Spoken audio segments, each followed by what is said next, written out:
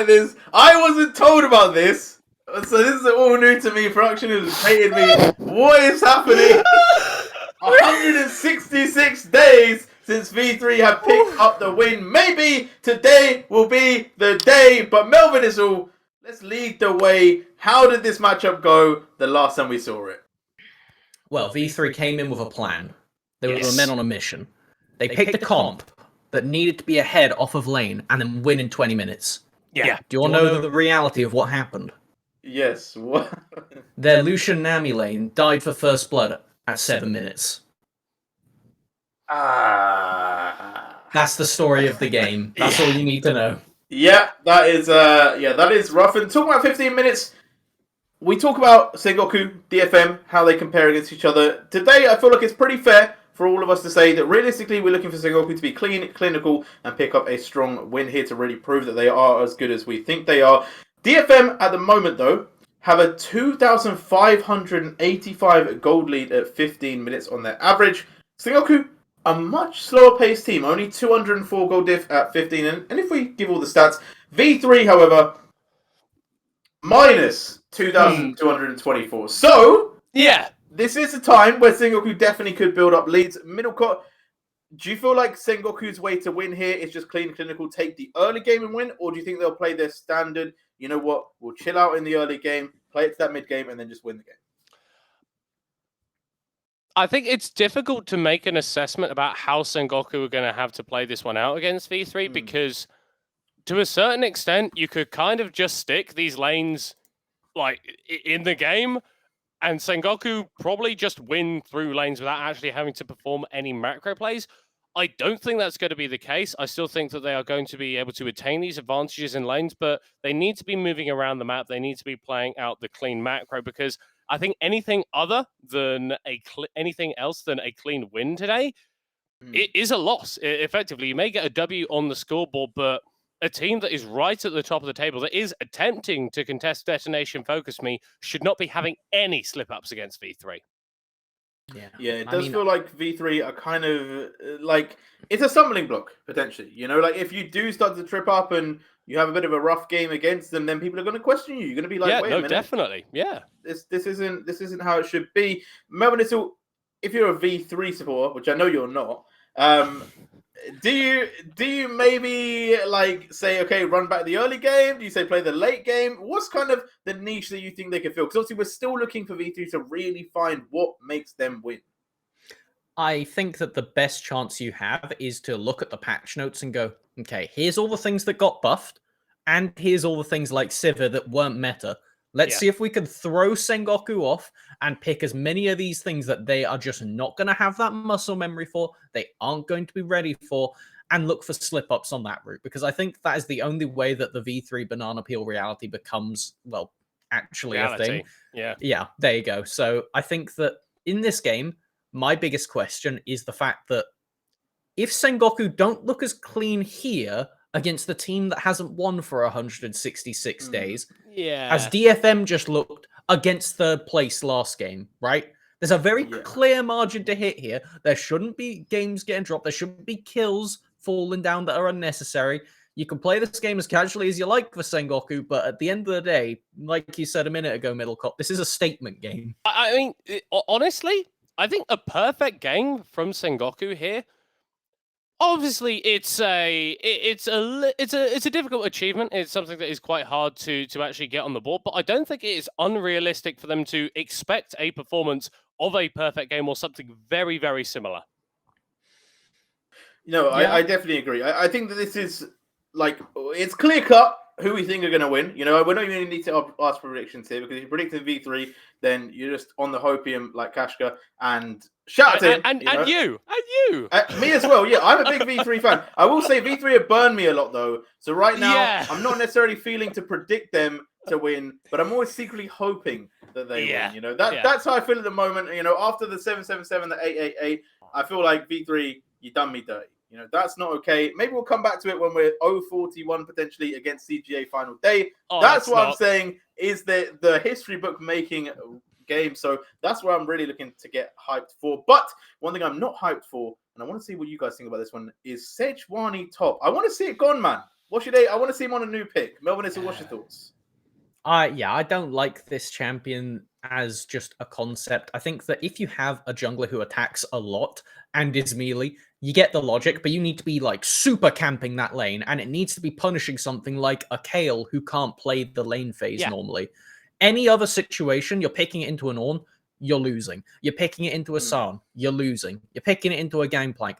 That guy better be dead before 4 minutes on my screen, or you're losing.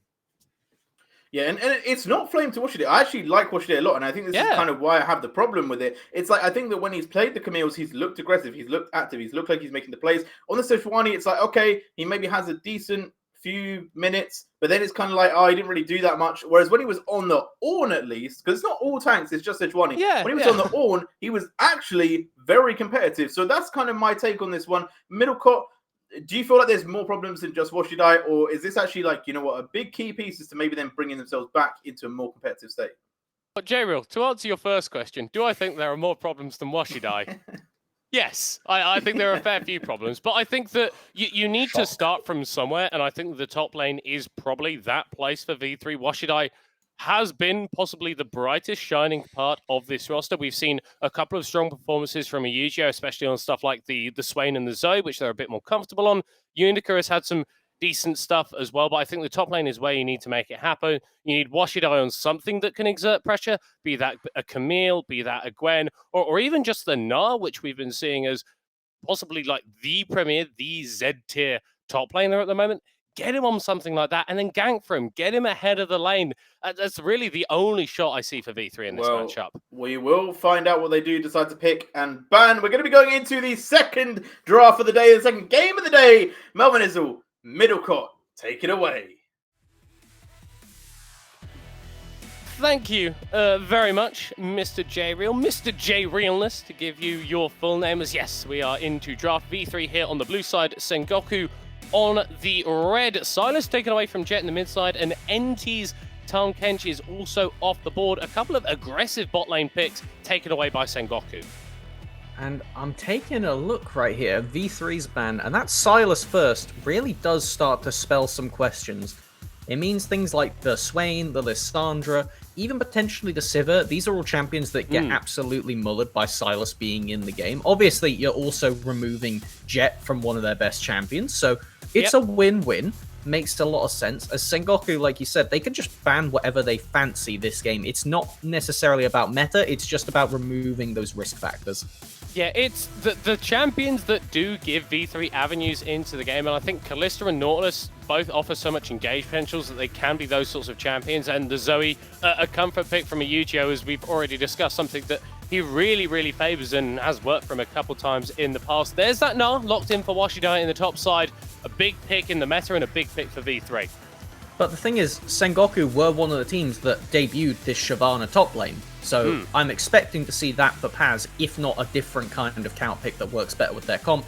I think this Yuumi is something that is kind of sneaking under the pick bans for a lot of teams around the world right now, because when you have Zeri and Sivir, two champions that are excellent Yuumi carriers in such insane states, there's really no reason not to pick it. I think this is a perfect opportunity for Sengoku to test out the Sivir if they want it, but they're actually saying, go ahead, you pick the AD, and we'll just get one of the strongest junglers in the game right now.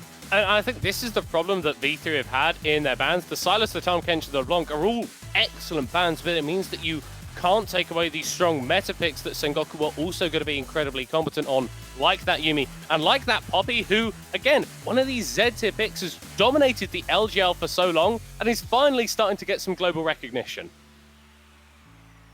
Now we just get Trundle. We get Trundle. I don't like Trundle middle court. We talked about it on Sunday. You sound very disappointed.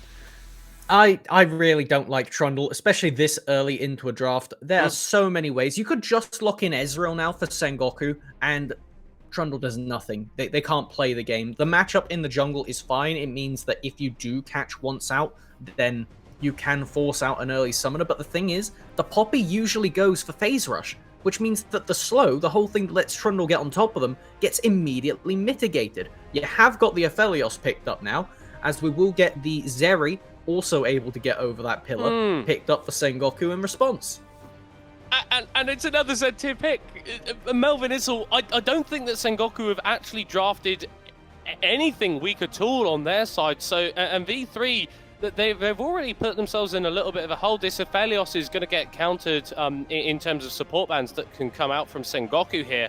And you're already having to match up against a Zeri and a Yuumi, who are possibly the best bot lane on the patch. Very scary prospect, as it does beg the question of what on earth are you going to get rid of? Do you ban the Shyvana away? Stop Paz getting on that counter pick? It seems like the obvious answer. Nothing else. It's either that or you just keep focusing out Jet in the mid lane. Give him the Dasher treatment. See how many mid bans you can get. Copium to think there was a Tom Kench mid all the way back in the day and say you get 5 done. But I think this is one of the things that has propelled Sengoku sort of to the top of the LJL, is that it isn't just Jet.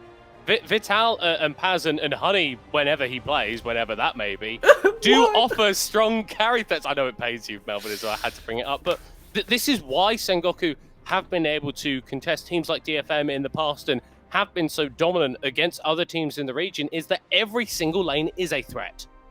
Absolutely, and Sengoku recognize the fact that if they are allowed to just lane in a standard manner, remove every potential engage avenue that you could get from V3, you're golden. And right now, the only engage support that is prevalent that seems to be available is going to be that Amumu. It is something that we know Hotel can play, but you're also trying to throw a bandage toss at Zeri, a hyper-quick champion, into a Poppy who says you can't get in for Curse of the Sad Mummy range with that W. So, yeah, not great. It's very much a pick that I can see working in the lane, but once we start getting to the team fights, it's going to become a lot harder for you to actually execute on that engage, and locking down Zeri is pretty important to do. Otherwise, you can just kind of skate around fights and take over the entire thing. When going to be the lock in here for Paz, and that means that Jet gets counter pick in the mid lane versus a Yu-Gi-Oh, one of the weaker mid laners in the league, matching up against the MVP of Spring. Just show me Lissandra Amumu here, V3, because you need to win this game in the first 15 minutes. I know that I made the joke of how the first time they tried this went around, but how do you ever hope to scale against this Sengoku comp? They have a Yuumi and 2 hyper Yuumi champions and a Poppy to just give you the free early game. I really don't see how you're going to be able to patch this hole when you don't even get the mid counter pick here.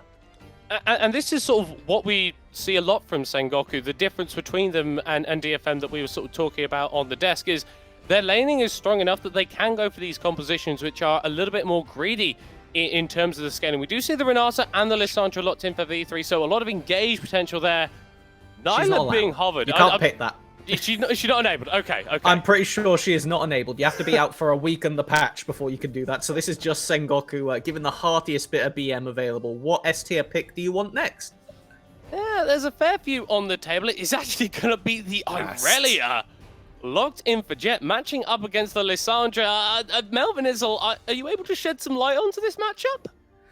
I think it's an ego pick. That is all I've got for you here, Middlecop. That is a massive ego pick where you just hope to obliterate the lane before you get to level 6, because otherwise it'll just be Yu-Gi-Oh! Trying to lock you up and enable Unica to come in. If Jet... Okay, I'm not even going to say it.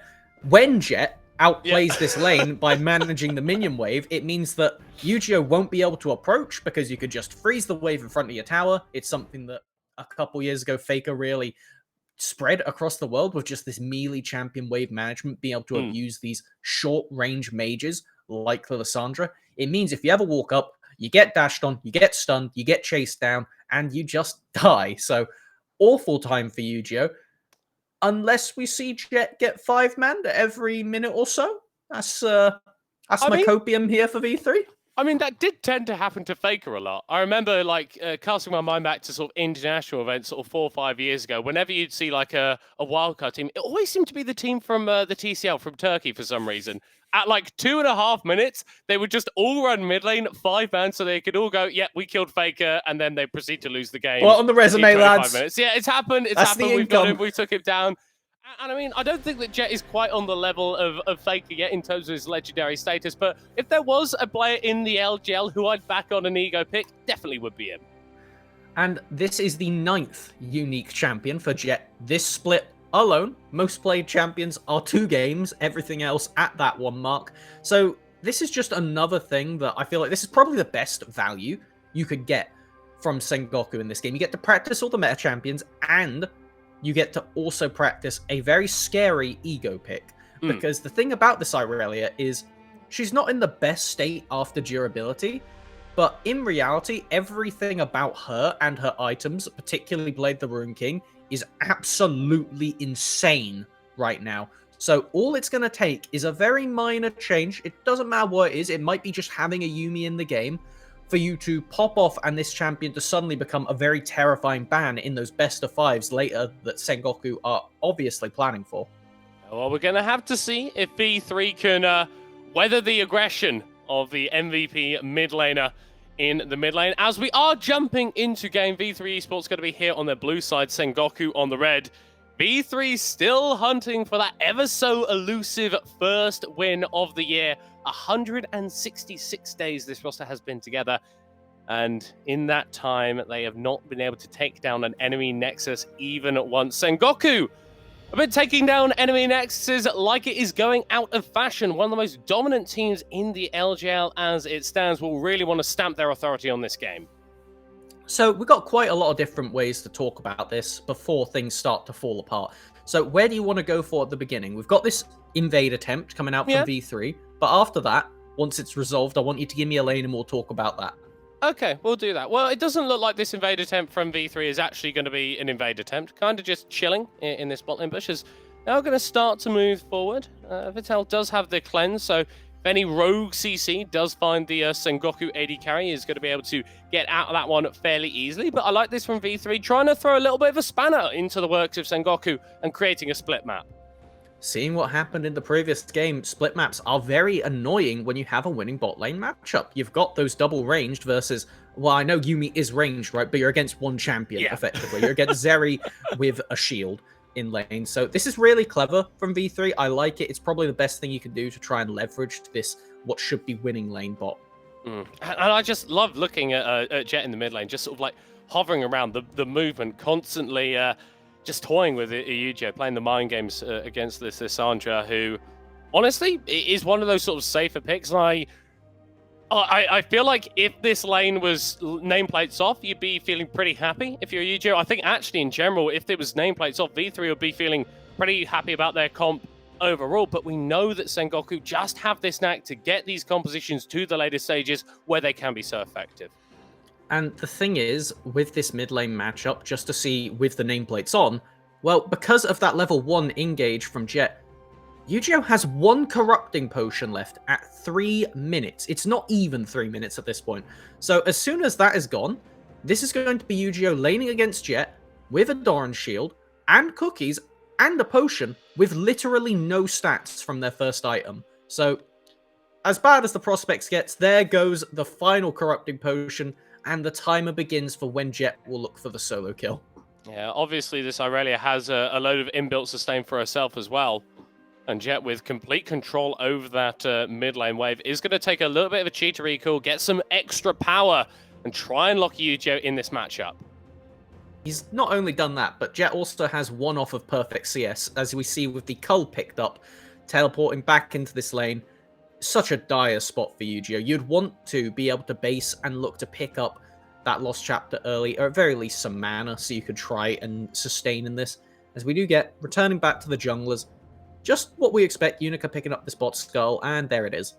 Yeah, Eugeo really not enjoying his time in the mid lane, as Unica will be able to clear out that control ward, but honestly, you sure about that? Yeah, I don't think you want to be fighting Jet right now, as stancing up there, just using that Defiant Dance to interrupt the recall of Eugeo. And I mean, that's kind of how we expected this mid lane matchup to go. We've harped on it for a fair bit, but in terms of the side lanes, Sengoku are also feeling pretty good. We saw Dresscode and Hatel getting the shove in bot lane, which we expected from the Aphelios and this Renata Glass, but crucially, Vital and Enti not really falling behind in terms of pressure, in terms of experience, in terms of CS, and in the top lane, Paz having an absolutely fine time against Washidai.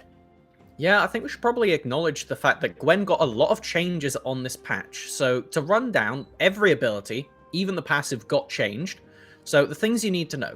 Her Q, that snip snip, is worse for wave clear, but better for last hitting. So when you're in a losing matchup, you can pretty much guarantee the execute onto minions.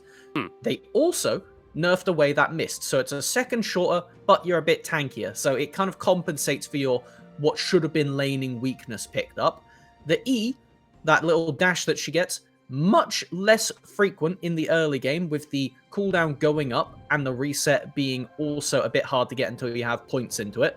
But it's got more range. So, long story short, combined with the final change of Gwen doesn't need an auto attack to actually reset the ultimate charge, it's only a 1-second timer, Gwen, much better against ranged champions, a bit worse against the melees.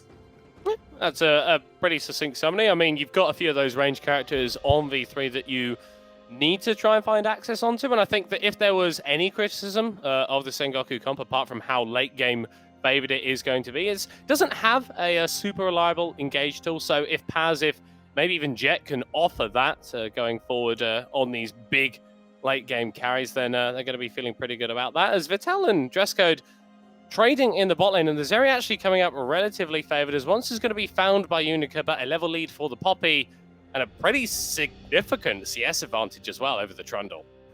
Yeah, this split map is definitely not ending up well. The thing is that we did see coming out from Flawless on the Trundle that really showed the potential dominance of this pick. You need to not only split the map, but then you need to constantly have control over both blue quadrants. Otherwise, any other meta champion will just outfarm you because of how bad it is for Trundle to take Raptors, take Krugs. Oh, this could be it. No, yeah, you joke. Taking every the floor time. Away. Every time we pan to mid lane, it's Jet finding a pixel perfect flawless duet, trading some damage into Yogio and forcing the Lissandra back. But I think crucially for V3, as we're 6.5 minutes in, no one's died. We know that Sengoku do have these slower early games, but credit to V3, they've withstood the pressure that can come out in these lanes, but it's not without heavy CS disadvantages being bled in multiple places. And the worst part is, this game was also prefaced on being... Oh, did it just kill him? Is Jet going in for a little bit of a 1v2 in V3's jungle, and he finds first blood? He might even find a second kill. No. Jet is just too good. In the enemy jungle, taking out both the mid-jungle duo. Hetel, be a bit careful here, mate. I don't know if you want to be there. Once was over the wall with Flash. That could have easily been a third, as... we preface this game with V3 having a comp that needs to win before 15 minutes or have a significant lead. The level 4 jungle Unica just got dogged down by Aurelia, and we're just gonna watch this. I don't want anything. Just watch the gaming. Yep. Yep. You know, in London, when you get on the tube, the warning that comes up. Yep. Like, when the tube arrives, what does that say, Middlecourt? Yeah, mind the gap. There you go. There's a little bit of a gap, maybe a gap in the top lane as well, as Paz forcing the flash away from Washidai. And I tell you what, this Ego Irelia working out absolutely brilliantly for Sengoku. A 30 CS lead in that mid lane, 2 kills as well. The Blade, the Ruin King, is going to be coming online very, very quickly. And do you know what, Melvin Izzle? This is exactly what we needed to see from Sengoku in this game. Anything other than domination is an underperformance, and it's domination all the way so far. And I think you are fine with just having these neutral lanes up to this point, with the sitting there pretty much, just Zeri farming and Paz existing, actually forcing out the flash we saw a few moments ago in the top lane. Mid lane is the only one that has that proactivity, like you said, not having that true engage as Sengoku. But when you could do this, who really cares about the straight engage? Oh! Jet is so damn good. V3 can't even go forward to try and catch him out because once an Enti are there to back him up. Cannon as well. How the hell are you meant to play versus this guy? Well, I'll tell you exactly how. It was the Faker treatment. You're meant to be 5 people mid lane, at least 3, let's be realistic, jumping onto Jet when the minions are dying, so you can Lissandra ult into wombo combo with other people, because Lissandra does not have enough damage to handle this Aurelia, even if this was a neutral lane. Oh, knock up there, secured by once in the enemy jungle as Jet is moving over to fight the members of V3. Backing away, that was the subjugate is going to tick down onto that Poppy, take them low as Vital comes over the wall with the crash down. Eugeo trying to bail themselves out, but gets taken out. A single kill for Sengoku as the final chapter from MT prevents V3 from chasing to capitalize on the low HP bars. A little bit over-aggressive, but they make the play work. Very close to losing that perfect game, but nope, not going to happen here or now. Sengoku going to whimper away from that, but with 2 kills up, I think that they are going to be more than happy with the result. And it was starting off with this red buff steal, but the thing is, Trundle, one thing they do offer is the ability to take a single target, rinse those base stats, and pretty much do this very narrow with the guns from Dress Code almost picking up once, and a similar story with the fact that Yu-Gi-Oh! Didn't die instantly due to that bailout. It meant that Vital nearly got returned, but they're out. They're out as we jump out of the replay, and we're seeing Paz all in Washida. It's deja vu all over again. Not quite able to find the kill once more, but still flexing this Gwen in a matchup that you maybe not be favoring them in the early stages. Better against range champions want to start to get those points in. Still, Gwen in the early game, not exactly the most scary threat in the game, but, well, I mean, Paz is playing it pretty much to perfection in the lane at this point. There isn't much for Washide to do. No jungle assistance. In fact, I hate to say it, but I don't think Unika's got a gank off this game. I don't think they have either. We definitely haven't seen them in a lane at any point. The closest thing was when they came to kill that control ward and then Jet chased them down and killed them at their own raptors. So yeah, that's kind of the opposite of a gank, I think, Melvin Issel, in terms of what you really want to be doing.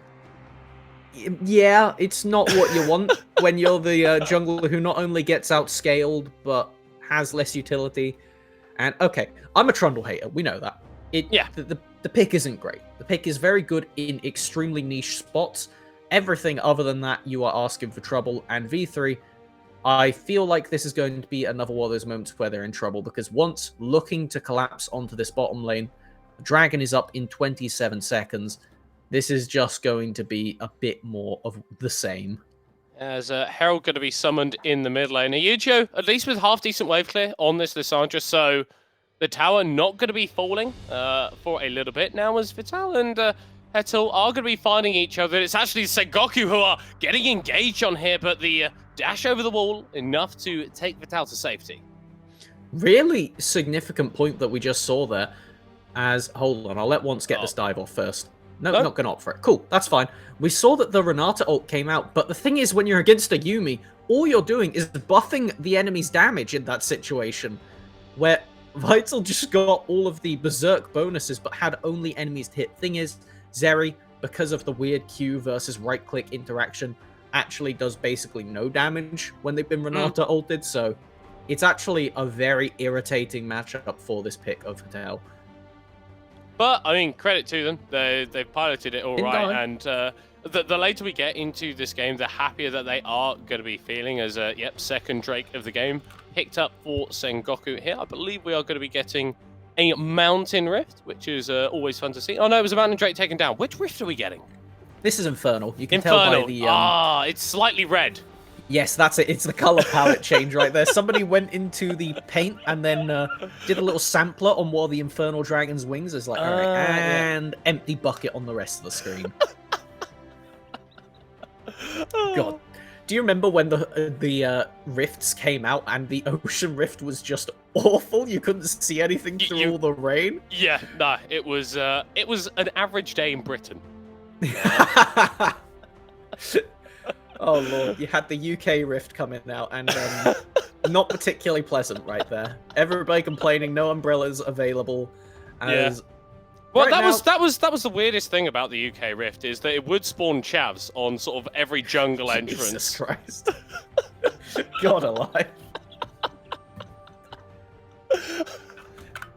That was not a phrase I was expecting to hear in my cast today. What buffs would the UK Rift give? Well, the thing is, you'd have to wait in a line to pick them up. So once you had queued for 5 minutes, you'd eventually be allowed to get the Fish and Chippy buff. Okay, that's a good one. What's the Fish and Chippy buff? It gives you morbid obesity.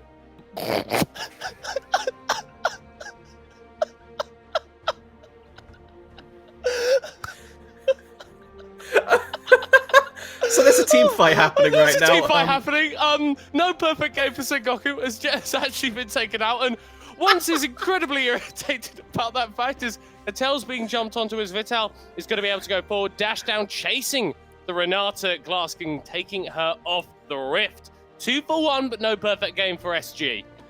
Gonna be able to walk away with a red buff, but like you said, no perfect game, as now it will just be looping back around to the mid. Jet giving up a bit of shutdown gold, but it went to Trundle. So I don't think we need to say much more about that. Let's see how it actually happened. Do you want to play-by-play this one, since you didn't get to do it the first time around? Yeah, I'd love to. Oh, Jet potentially being caught out here in the river. Trundle going to be dropping the subjugate onto him as Dresscode starting to move over, but is actually being isolated by Vital in the 1v1. A kill onto the Aurelia, so no perfect game for Sengoku, but here comes the Zeri. Here comes the unit. It may be V3's final chapter, as Hatel, forced to flash over the wall once, is going to be chasing down the prowling projectile. Well, we're overcracking the speed. How are they speeding up? Oh, they're slowing down right now as Hatel taken off there. Thank you very much for that opportunity, Melvin. As was V3 attempting to make a bit more of a proactive play and taking out the Rift Herald. Actually going to secure an objective. Doesn't matter what your classification of perfect game is, losing that kill, but this can be used to collect on a bounty at very least. Again, you do have Jet on the other side of the map collecting up a bot lane tower solo. This is going to hurt, as I believe, yes, that is actually the first blood tower, so another big gold injection going. This could be something from V3, though. The only issue is you're against a cleanse ADC with a Yuumi. And you're also against a Poppy. And the Keeper's Verdict going to be cancelled by once, so cooldown going to be not particularly long on that ability. Is basically up right now. And just the charge from Shelly in the mid lane, not even able to take out the towers. Jet is a level up on Washidai and is significantly stronger than the Gnar in the 1v1, so claims a second tower for themselves in this side lane. This Aurelia keeps accelerating. Now it is going to just be the look and wait until that Baron buff. There is one more dragon going to occur before then, but with this massive tower lead that is popping out of nowhere for Sengoku, they are going to be able to look for that. Going for a 4th one in a row here. Yeah, as Unica knocked into the air, locked down with the final chapter as well, but actually able to sustain for a little bit longer than you would expect. Finally going to be taken down as V3 are responding to the play and locking down Sengoku. Once is going to be falling into hostile takeover. Absolutely massive from Hatel as Doshidai about to go mega as he chases down onto Paz. TP is coming through. Jet here is going to look for a play onto 3 members of V3, and they may just make it work as Vital is going to be able to cleanse away, diving forward in a 2v3, and it's going to work out absolutely disastrous for V3. Vital able to get the shield, but Dresscode takes him out. Jet diving over the wall, stunning a Yujo. Low mana under his tower as the shield boat is procced. Bonus healing, bonus shielding it. Jet almost full HP once again.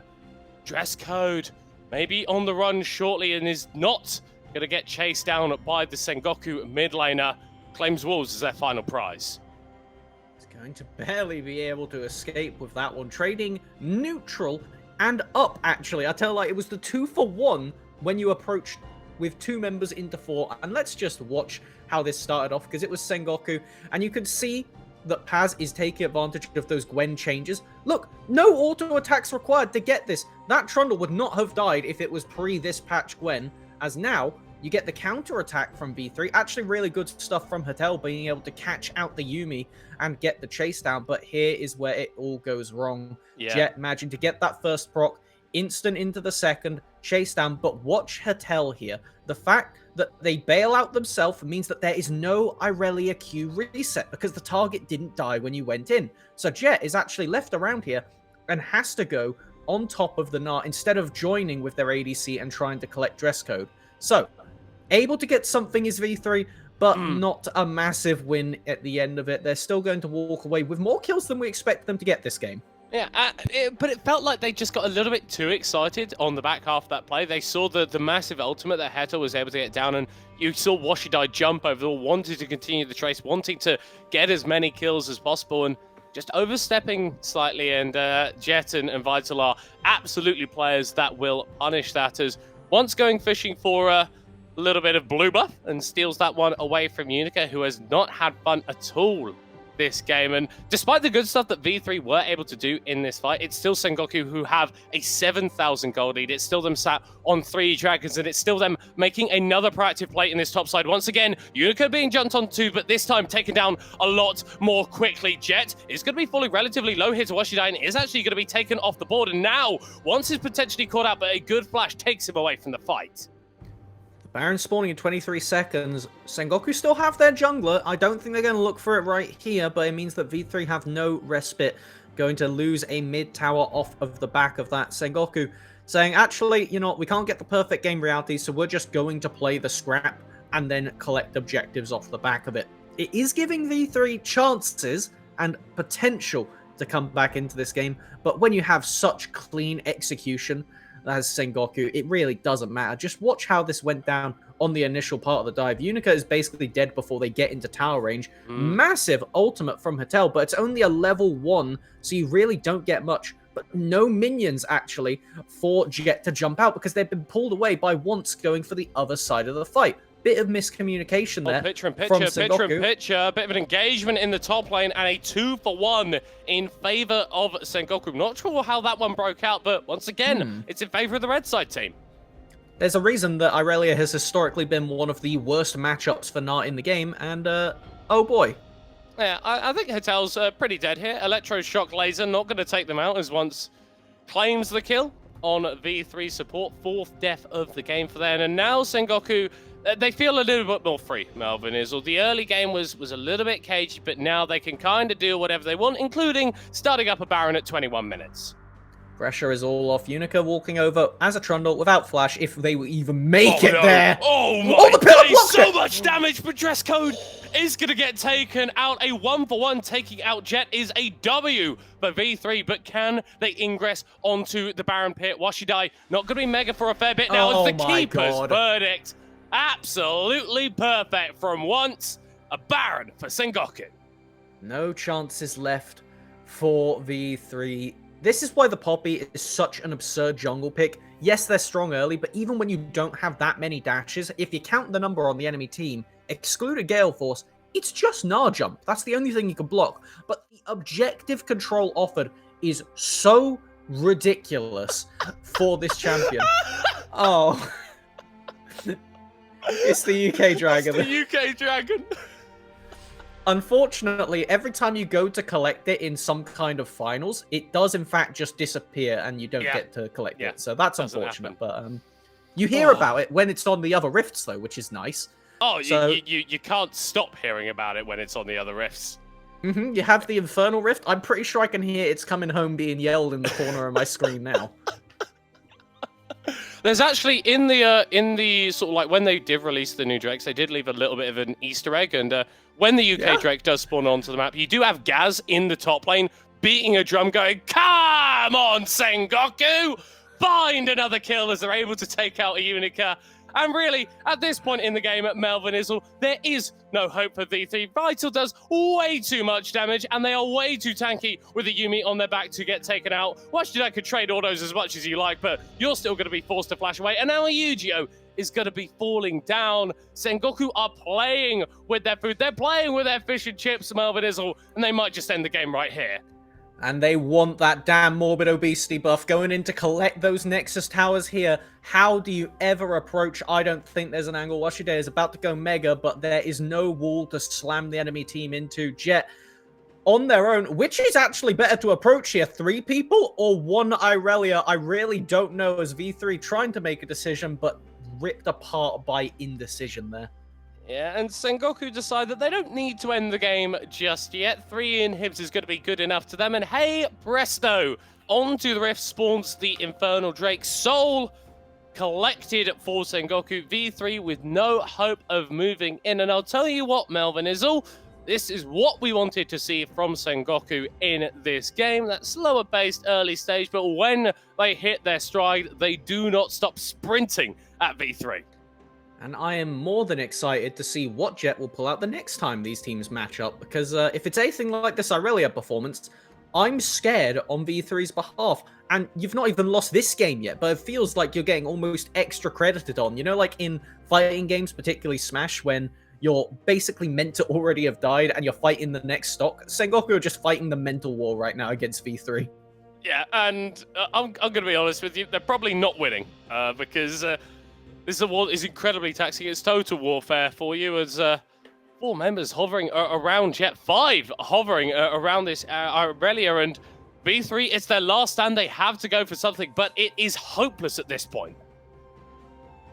I am just waiting to see how it ends. Will it be with a bang or a whimper for V3? It might be with a bang as Yujo's diving in, is able to find Vital, goes golden themselves to buy a little bit more time as the hostile takeover is decent, but it doesn't catch out the Zeri. She could keep going forward. She could keep dealing the damage. She could rip apart the health bars of B3 Esports, and Sengoku copying what DFM did in the first game of the day and winning in an absolutely dominant fashion.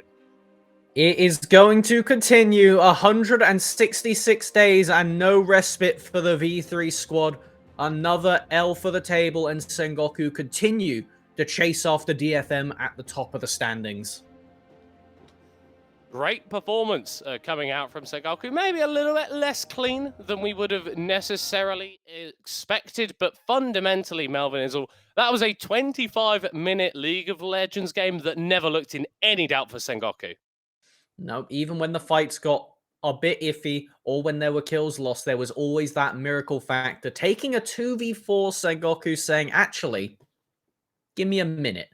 Jet just took this game into their hands and crushed any hopes V3 could have even fathomed.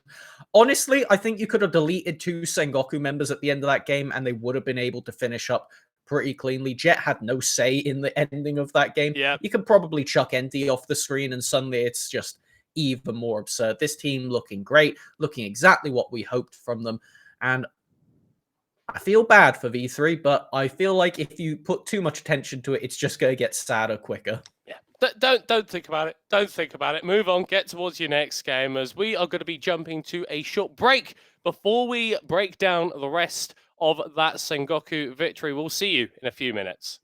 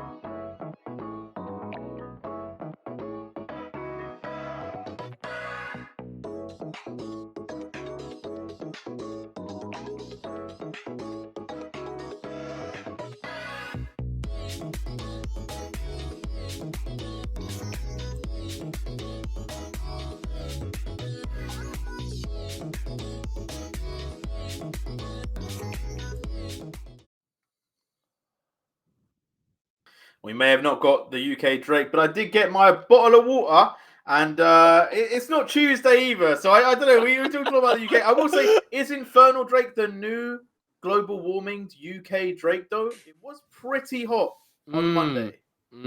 It was very warm. It was very warm. I definitely feel like the world had entered the Infernal Rift as... Yeah. There was even some red hue, you know, the moment was describing. But with that being said, let's get into the draft of this game. And I will say I was much happier with V3's draft in this game. I think it was better than some of their previous ones. They had ways to win. Mobidizzle, how are you feeling about it? Your hands are shaking a bit there. I'm still iffy. I feel like the Trundle is the part that just doesn't sit right with me, and I won't stop talking about it because just the Trundle only as a counter to Poppy in isolation really just doesn't work. And I think it goes to speak that Unica isn't really resonating with some of these newer champions. I know a lot of junglers have struggled to pick up some of these more abstract ones like the Fiddlesticks and the Karthus, both buffed on this patch. I want to see more creativity from V3, more of that grabbing the stuff that's really good on the patch, because relying on comfort isn't going to change anything for your future. Yeah, shout out to Fiddlesticks. Everyone who knows that I love Fiddlesticks. Raptors incident, bro. Raptors incidents do occur. It's don't just for the tips to the homies that don't play Fiddlesticks. Don't chase Fiddlesticks into Raptors. It's not going to work out. It's not a good idea. Well. It never ends well for you. But actually, no. Do, because we play Fiddlesticks, so no, do chase. Don't. Yeah, Fiddlesticks is really bad around Raptors, bro. Fight me at Raptors pit and you'll win. Yeah, for sure. But going into the things that are also not good for you, Jet picking Irelia, that's a rough matchup, man. That was a very, very strong looking. Maybe Ego, the middle court, he definitely put his money where his mouth is. I mean, absolutely. We know that Jet is incredibly skilled on a lot of these mid laners, but I think that this was a really a good game to show it, because so much of the advantages that he was gaining weren't from like completely all-inning a Yu-Gi-Oh completely. It was going for these short trades, landing a flawless duet, getting a Blade Surge in, couple of autos, then backing away, dashing back to a minion. How you're meant to trade on Irelia, pretty much perfectly. So, yeah, bit of an ego pick to a certain extent, but one that he played absolutely wonderfully, and I want to see it again, personally. Yeah, and talking about don't fight with Raptors, maybe Aurelia needs to be added to this list. Yeah. Unica attempted to clear Raptors on Trundle. Is not particularly fun. And I think just before this, we were mentioning how V3 were actually operating fairly stably, and then Jet just goes and does this. It was almost frame perfect for mentioning the fact that this was V3 doing an okay job of surviving the early game, but you need to be ahead, right? You need to be ahead on this comp. And when you have a level 4 jungler and a level 7 mid laner, even if Yu-Gi-Oh has mana, it doesn't really change the result that much. And man, Jet's impressive. I know we keep saying it, but hot damn, every time we get a skill-expressive champion on this mid laner, we really do get a show that, honestly, regardless of the matchup being Sengoku V3, I'm fine with it just to get to see plays like that. Yeah, for sure. And we said that we wanted to see Sengoku be clinical. They definitely were that. We've got another clip for the end of the game, and it just shows how powerful they really managed to get. This is 24 minutes 45, already breaking the Nexus. Yeah, just the amount of damage that they're able to put. I mean, Vital here doesn't even have the Yuumi on him for half of this fight, but as soon as NT gets on top of that Zeri, it just becomes curtains. And the game, I think, realistically ended a long time before this final fight. This was just an expression of how far ahead Sengoku really were.